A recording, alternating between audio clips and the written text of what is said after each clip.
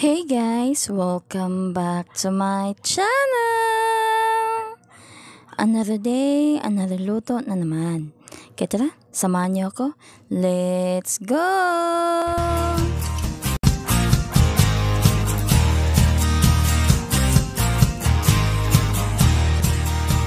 Before we start, I would like to thank all of my subscribers, new subscribers, viewers, silent viewers. Thank you so much for always supporting my channel. Your support, guys, are very much appreciated. And for the list of ingredients and measurements, please check the description below. Hanap po ba ay masarap na dessert na pwede rin pangregalo ngayong Mother's Day? Kung ganon, ang video na ito ay para sa iyo. Dahil ang lulutuin natin for today ay chocolate graham float. At kung ano mga ingredients na gagamitin natin, please tapusin mo ang video na ito para malaman mo. First ay magmimix po muna tayo ng milk. Ang milk po na gagamitin po natin dito ay all-purpose cream. Nasa sa inyo na po guys kung anong brand po yung gusto nyo pong gamitin. At maglalagay din po tayo dito ng condensed milk. Kalahating lata lang po ng condensed milk yung ilalagay po natin. Pwede nyo rin naman pong ubusin ang isang lata po ng condensed milk. Basta po, dalawang all-purpose cream po yung gagamitin nyo. At ayan, na-mix na po natin ito ng mabuti. Isalin ko lang po ito sa Tupperware. At saka po natin i-chill po ito sa ref ng mga ilang oras. Ayan, okay na po ito. Kaya chill po muna natin ito sa ref habang ginagawa po natin yung iba pa nating ingredients. At dito naman po ay magluluto po tayo ng chocolate natin. Ayan, dito po sa pan ay naglagay lang po ako dito ng 1 cup po ng milk. Kahit anong milk po ay pwede nyo pong gamitin. Pwede rin pong fresh milk. At ayan, i-mix lang po natin at saka po natin ilagay yung ating cocoa powder. Yung cocoa powder po natin guys ay sweetened cocoa powder na po ito. Kaya hindi na po tayo dito maglalagay po ng sugar. At ayan, ilagay lang po natin lahat yung ating cocoa powder. Mga ang nalagay ko po dito guys ay mga 1 cup po ng cocoa powder. At ayan, paghaluin na po natin ito ng mabuti. Pero ayan guys, half lang po muna yung inilagay ko sa una. At saka nakulangan po ako kaya nagdagdag po ako ng another half cup.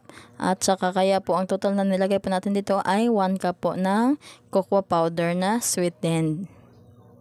Pero kung wala po kayong sweetened cocoa powder guys, ay pwede naman po kayong maglagay po ng regular cocoa powder at timpla nyo na lang po ng sugar.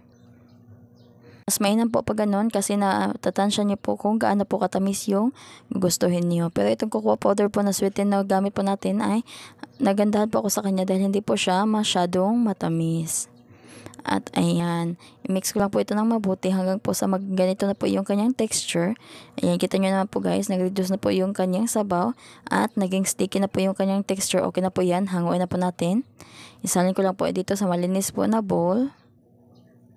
At by the way guys, pwede rin po kayong gumamit po na chocolate na gusto nyo. Actually guys, mas gusto ko po yung chocolate po na medyo may pagka-better po yung lasa. Mas gusto ko po yung ganon kaysa po sa chocolate po na masyadong matamis. At ayan, gagamit din po tayo dito ng grahams. Ayan, nag-iwan lang po ako ng kaunti para po ating i-crush. Pang toppings po mamaya. At ayan, simulan na po natin ang pag-assemble. First po ay ilagay po muna natin yung ating gatas para po dumikit po yung ating grahams. At ayan, ilagay lang po yung grahams para lang po tayo dito nagluluto po or nag-assemble po na mango float. Gagaya din po ng ginawa po natin sa ating buko pandan float. At saka po natin ilagay yung ating chocolate sa ibabaw ng grahams. Ayan, spread lang po natin ito ng mabuti yung ating chocolate. At kung nakarating ka na sa part na ito, paki-like naman po yung ating video, paki-subscribe na rin, and please click the notification bell para lagi kang updated sa ating mga susunod pang video.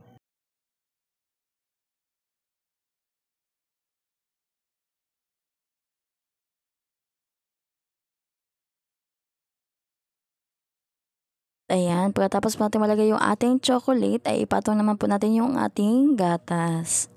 Kung medyo natatamisan po kayo sa ganitong timpla guys, ay pwede nyo naman pong adjustin po yung kanyang mga ingredients. Kaya po sinadya ko po talaga na kalahating can lang po yung nilagay po natin na condensed milk na hinalo po natin sa ating all-purpose cream para po hindi po siya masyadong matamis. At saka tips ko lang din po guys, pag gumamit po kayo ng chocolate ay piliin nyo po yung medyo better po yung kanyang lasa para po mas hindi po siya matamis at hindi po siya nakakaumay. At ayan, sa pagpapatong naman po at pag-assemble po nitong ating mga ingredients ay repeat procedure lang po guys. I-repeat nyo lang po yung steps. Pero kung medyo sticky po yung kanyang gatas, ay pwede rin po gatas po yung unahin nyo. Nasa inyo na po kung alin po dito sa gatas or sa chocolate po yung gusto nyo pong isunod po sa ating graham crackers. By the way, pasensya na po kayo guys kung hindi po tayo masyado nakaka-respond po sa inyong mga comments. Medyo naging busy lang po tayo. At saka sa gabi naman po guys ay nasa dagat po kami. Nanunulo po kami or nanguha po ng isda at saka mga shell para po pang hapunan or pang umagahan. Lalo na po ngayon guys na straight po na 3 araw po na negative 0.4 po yung dagat. Sobrang liit po ng tubig. Kaya po ang dami po namin nakakuha po ng mga shells po sa tabing dagat. Siguro next time po guys ay ipapakita ko po sa inyo yung mga nahuhuli po namin sa gabi pag nagpupunta po kami ng dagat. At ang sarap po sa pakiramdam kapag nakakahuli ka po ng mga isda po sa tabing dagat. At saka marami din po kami guys. Kasama ko po yung mga kapatid ko at saka yung mga pinsan ko po. At saka doon po kami sa dagat, kumakain na lang, nagbabaon po kami. At anguhan lang po kami ng mga sea urchins pang hapunan or yung mga sea cucumber.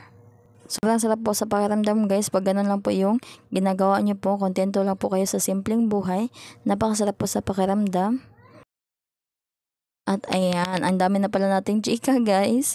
Ayan, dito po sa ibabaw ay maglagay lang po tayo dito ng crushed grahams.